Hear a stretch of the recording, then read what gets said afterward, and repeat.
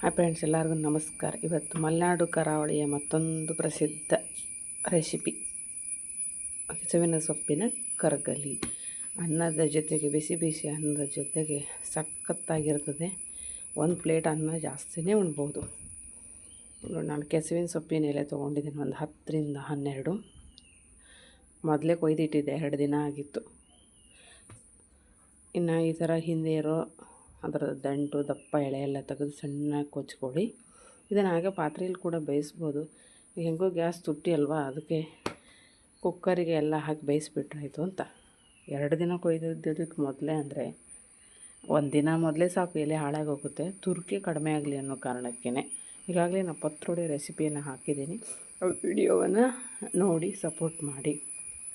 ಇಲ್ಲಿದು ಮುಳುಗೋವಷ್ಟು ನೀರು ಹಾಕ್ಕೊಂಡು ಬೆಳ್ಳುಳ್ಳಿ, ಹುಣಸೆ ಹಣ್ಣು, ಉಪ್ಪು, ಒಣಮೆಣಸು, ಬೆಲ್ಲ ಎಲ್ಲ ಒಟ್ಟಿಗೆ ಹಾಕಿ ಒಂದು 3 ವಿಸಿಲ್ ಹೊಡೆಸಿದರೆ ಸಾಕು. ಇಲ್ಲಿ ಸಣ್ಣ ಮೆಣಸು ಅಥವಾ ಜವಾರಿ ಹಸಿಮೆಣಸಿದ್ರೆ ಹಾಕಿದರೆ ಮಸ್ತ್ ಟೇಸ್ಟ್ ಆಗುತ್ತೆ. ಇದು ಕರಗಲಿ ಅಂತ ಹೆಸರು ಬರೋದಕ್ಕೆ ಕಾರಣ ಏನು ಅಂತ ಹೇಳಿದ್ರೆ, ಇದು ಪೂರ್ತಿ ಬೆಂದು ಕರಗೋಗುತ್ತೆ. ಇಲ್ಲಿ ನೋಡಿ ಮೆಣಸು.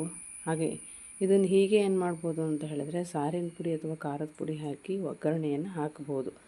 ಸ್ವಲ್ಪ ನೀರನ್ನು ಹಾಕಿದ್ದು ಜಾಸ್ತಿ ಆಯಿತು, ನೀರು ಕಡಿಮೆ ಹಾಕ್ಕೊಳ್ಳಿ. ಅಂದರೆ ಇದನ್ನು ರುಬ್ಬಿದಾಗ ಅದು ಚಟ್ನಿ ಕನ್ಸಿಸ್ಟೆನ್ಸಿ ಬರಬೇಕು. ಇದಕ್ಕೆ ಬೆಳ್ಳುಳ್ಳಿ ಪರಿಮಳನೇ ಒಂದೊಳ್ಳೆ ಟೇಸ್ಟ್ ಕೊಡುತ್ತೆ.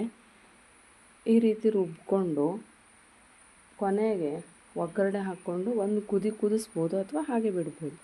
ನಾನಿಲ್ಲಿ ಒಗ್ಗರಣೆಗೆ ಓಂಕಾಳು ಮತ್ತು ಒಂದು ಸ್ವಲ್ಪ ಬೆಳ್ಳುಳ್ಳಿಯನ್ನು ಹಾಕಿ ಒಗ್ಗರಣೆಯನ್ನು ಕೊಡ್ತಾಯಿದ್ದೀನಿ. ಟ್ರಸ್ಟ್ ಮೀ, ಸಖತ್ತು ಟೇಸ್ಟಿಯಾಗಿರ್ತದೆ.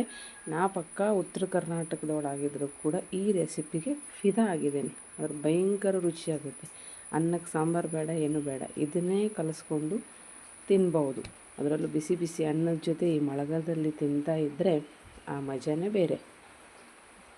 ನೋಡಿ ಕಲರ್ ನೋಡಿ, ಹಸಿಮೆಣಸು ಹಾಕಿದರೆ ತುಂಬ ಗ್ರೀನಿಶ್ ಆಗಿ ಕಾಣ್ತಾ ಇದೆ. ನಾನಿಲ್ಲಿ ಒಣಮೆಣಸು ಬೆಳೆಸಿರೋದ್ರಿಂದ ಸ್ವಲ್ಪ ಡಿಮ್ ಆಗಿ ಕಾಣ್ತಾ ಇದೆ. ಒಮ್ಮೆ ನೀವು ಟ್ರೈ ಮಾಡಿ ನೋಡಿ.